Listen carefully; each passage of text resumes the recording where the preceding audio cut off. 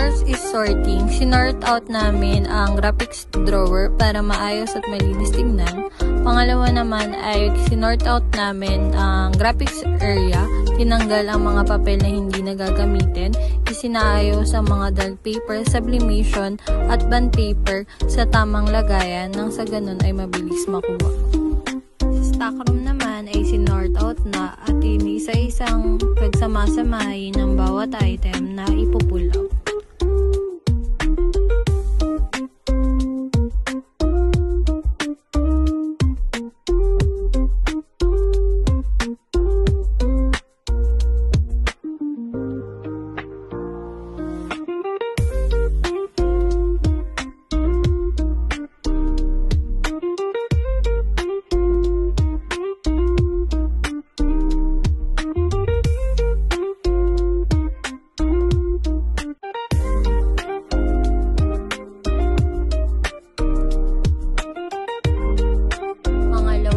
Set in order. Make sure namin na complete stocks ang bawat shelf sa selling area.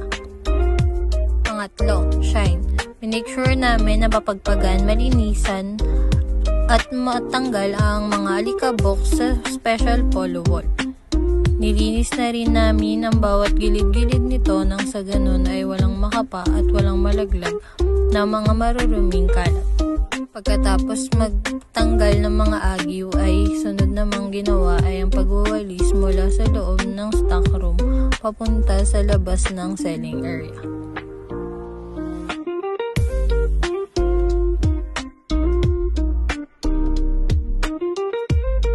Pagkatapos magwalis ay sinunod naman namin ang pagmamap sa loob ng stockroom at sa labas ng selling area upang mapanatiling malinis ang kapaligiran ng store.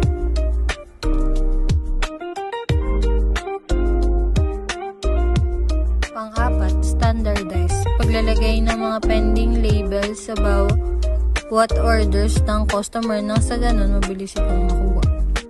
Pang-lima, sustain. Minabuti namin at sinigurado na nalinisan at naayos ang bawat binil sa lagayan nito. Sinigurado rin namin na malinis, maayos ang DTF machine at ang ibang mga kagamitan nito. Minabuti rin namin na malinis ang kapaligiran ng pinagtatrabahuhan namin nang sa ganun maganda at maliwalas itong tingnan.